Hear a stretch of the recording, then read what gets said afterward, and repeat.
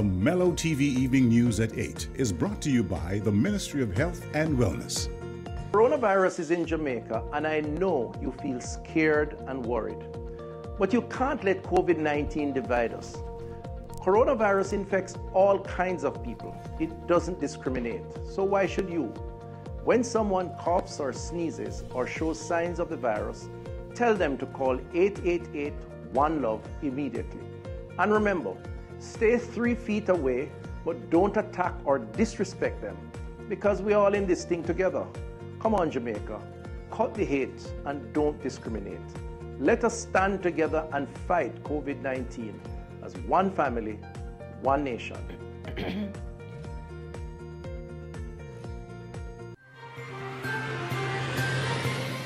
Tonight, our Mello TV poll conducted by POLLSTER and Executive Director of Johnson Survey and Research Limited, Bill Johnson, will analyze findings on the performances of government ministers with political commentator Linton Gordon and former General Secretary of the PNP, Paul Burke.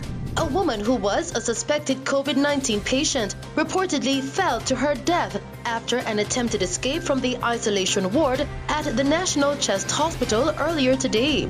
Still tonight, Prime Minister Andrew Holness declares a Zoso in the St. Andrews Central community of August Town, and 6 men who were being tried for acts committed by the Westmoreland-based King Valley Gang have been freed.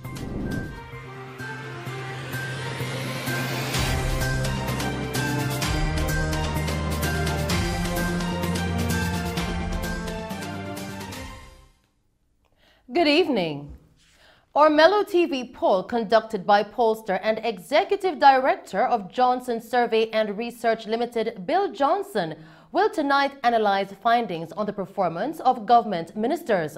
Host Nicole Hales will also be joined by political commentator Linton Gordon and former General Secretary of the People's National Party, Paul Burke, to answer these questions.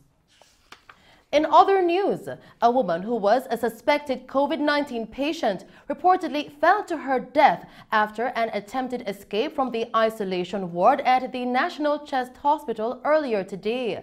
The woman reportedly fell into a vent and sustained fatal injuries.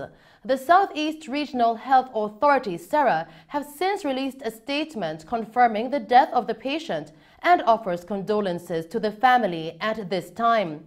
In the statement, SECRE says that the management team has launched a thorough investigation into the matter and has given its full cooperation to the police. We will bring you more on this story in subsequent newscasts. Still making news tonight, Prime Minister Andrew Holness, during a live digital press briefing today, declared a Zone of Special Operations, Zoso, in the St. Andrews Central community of August Town. As Prime Minister, acting in accordance with the advice of the National Security Council, and having received the written agreement of the Commissioner of Police and the Chief of Defence Staff, I have declared a Zone of Special Operations under the Law Reform Zones of Special Operations, Special Security and Community Development Measures Act 2017. The Law Reform Zones of Special Operations, Special Security and Community Development Measures August Town Zone Order 2020 has been gazetted. The community of August Town has been assessed as a significant contributor to the level of crime in the St. Andrews Central Police Division, and for some time now has been designated a hotspot within this police area. Based on the assessment, there is an urgent need for intervention. The presence of major gangs in the community, as well as a number of other less organized gangs, has over the years contributed to the level of crime. Now, during his presentation, Commissioner of Police Major General Anthony Anderson reassured community members that the Zone of Special Operations, Zoso, is one of several tools within the crime reduction strategy that will provide the security framework for the control of violence within the area. So, August Town has grappled with the reality of high levels of violent crime for the past few decades. However, unlike many other communities in Jamaica, this community has benefited from a myriad of social intervention programs over the years, and yet here we are today. The situation that faces us is that in a community of 4.7 square kilometers, there are no less than 7 heavily armed gangs who are engaged in active conflicts. These gangs disrupt the lives and livelihoods of the residents and hijack any social intervention process implemented within the community. Since the start of the year, 7 residents of the community have been murdered, and a further 14 people have been shot and injured. All of the murders and shootings in Augusttown have been attributed to gangs, and everyone who has been murdered in the community has died by the gun. In the 16 combined incidents of murder and shooting, over 100 spent casings or rounds from weapons, including rifles and shotguns, were recovered from the scenes. Major General Anderson added that criminal activities that have occurred in neighboring communities have been linked to criminals from the Augusttown community. Another reality is that the gunmen from Augusttown often carry out their violent activities in other policing subdivisions. In the neighboring Papine Station area, there have been 7 murders and 3 shootings, which are not unrelated to what happens in Augusttown. Even though other crimes are down in Augusttown this year, the desire among some to commit violent acts continues. A number of gangsters are from the community and live among the residents. Even though they may leave from time to time, we know that there are witnesses who are afraid to say what they know. Therefore, we are creating an environment that will allow persons to come forward and tell what they know. We need the support and cooperation of the community now more than ever.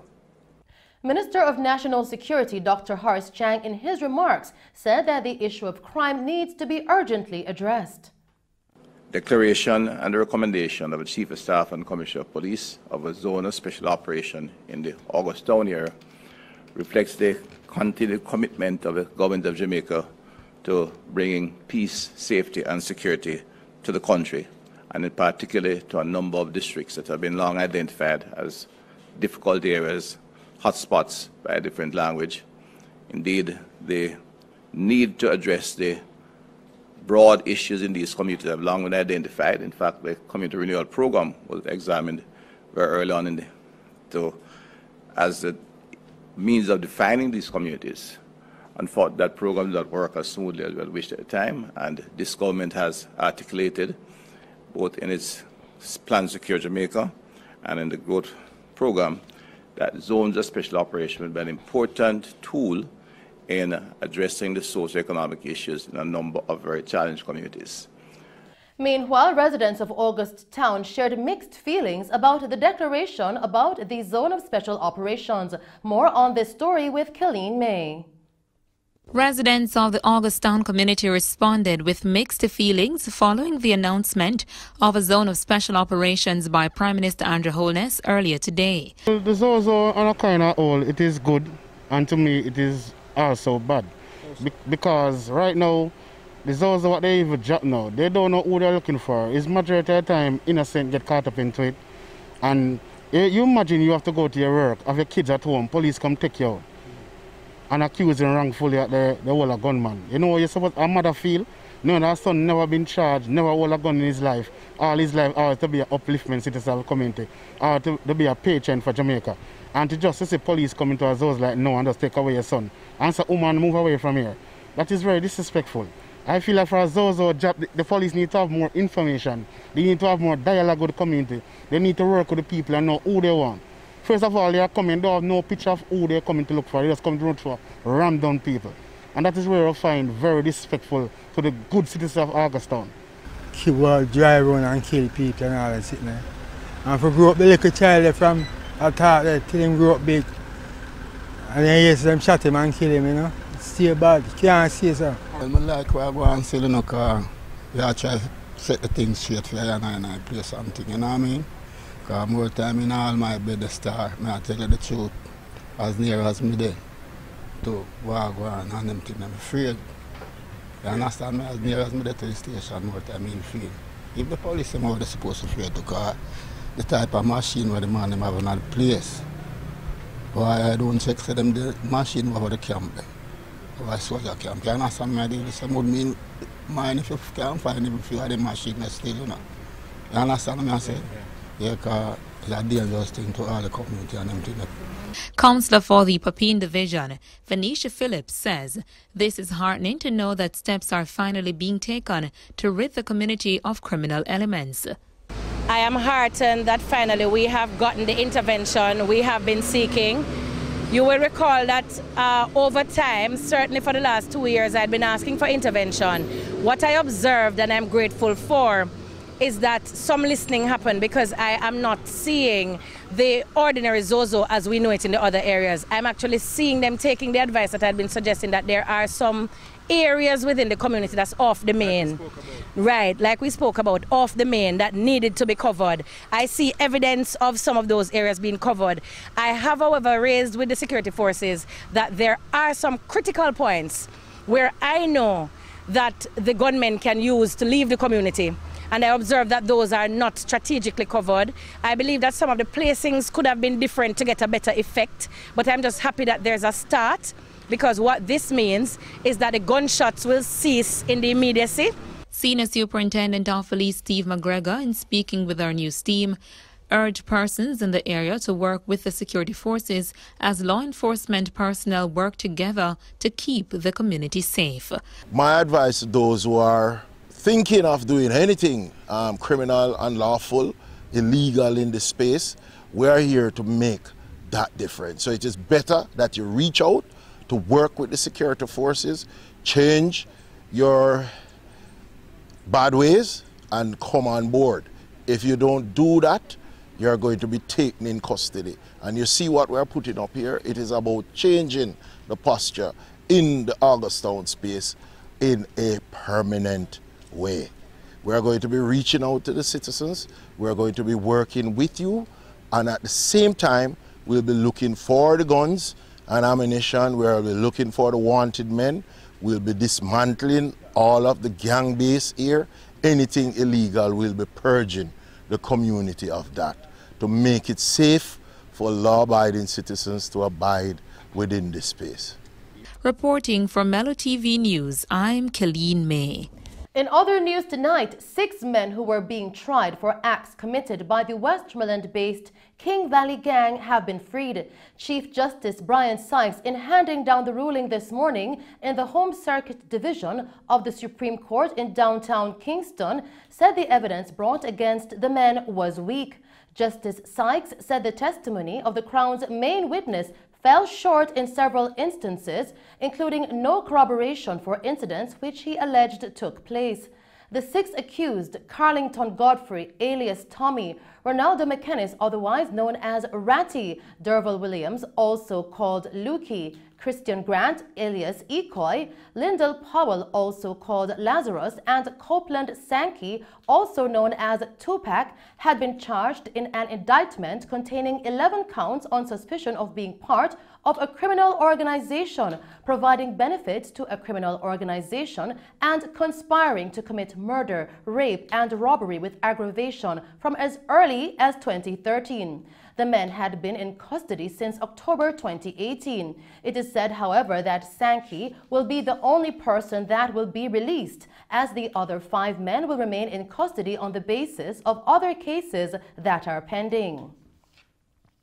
In news from St. Elizabeth, a male suspect has been taken into custody in relation to the shooting death of 2 men in the quiet community of Vineyard on Monday. Both deceased have been identified as 39-year-old Kenyatta Williams, alias Troy, and 31-year-old Lance Solomon, both of Vineyard addresses. Reports coming into our news center tonight are that sometime after 9 p.m., the 2 men were at an establishment in the community when gunmen approached them. The assailants opened gunfire, hitting the 2 men before escaping from the scene. Williams and Salmon were taken to the hospital where they died. A motive for the armed attack has not yet been disclosed by the police, but investigations are ongoing. Still tonight, former Minister of Energy Dr. Andrew Wheatley filed a claim in the Supreme Court yesterday for a judicial review of the findings related to him in the Integrity Commission's report on its probe of the state-owned oil refinery Petrojam. Dr. Wheatley is asking the court for an order of mandamus requiring the Director of Investigations to recommend to the Commission to publicly exonerate him of allegations concerning acts of impropriety and nepotism. In addition, Dr. Wheatley's attorney is calling for an order to overthrow the adverse conclusions, recommendations, and findings made against him that were not grounded in neither fact nor law. The report was tabled in Parliament last Tuesday, after which Dr. Wheatley publicly refuted its claims of nepotism, cronyism, and dishonesty on his part. He also claims that the conclusions, recommendations, and criticisms made of him in the report are invalid and were not made upon a proper legal basis. The Director of Investigations completed its probe by stating that there were no instances of nepotism or improprieties in the actions of Dr. Wheatley in relation to his relationship with DARE in the context of the investigation. Still making news tonight, 3 senior officers have been promoted to the ranks of Deputy Commissioner within the Jamaica Constabulary Force, JCF. They are Fitz Bailey, who is currently in charge of the crime portfolio, Richard Stewart, who heads the administration portfolio, and Dr. Kevin Blake, who is currently assigned to the Public Safety and Traffic Enforcement Branch, PSTEB. Still tonight, Minister of Finance Dr. Nigel Clarke has announced a 2-month extension to 2 phases of the government's COVID-19 assistance program. Dr. Clarke, who was speaking in Parliament yesterday, said the Set Cash and Best Cash programs, which were expected to end last month, have been extended. The Best Cash program is for tourism workers and Set Cash program is for the general Jamaican workforce who have been laid off due to the COVID-19 pandemic. And the extension of these programs are expected to benefit just under 50,000 workers who are earning up to $1.5 million annually. The finance minister also pointed out that with Jamaica approaching 120 days since various businesses were forced to close their doors due to the pandemic, there is the potential for employees to initiate redundancy requests. In the meantime, opposition spokesman on finance Mark Golding says he was disappointed that the CARE program was not also extended because it is the program that benefited most Jamaicans. He said that this was not good news for the most vulnerable in the society. The CARE program, which is a $10,000 stipend created to assist the general population under COVID-19, benefits over 400,000 Jamaicans. And those were the stories making news. I am Shelley Ann Hill. We'll now join Nicole Hales with Decision 2020.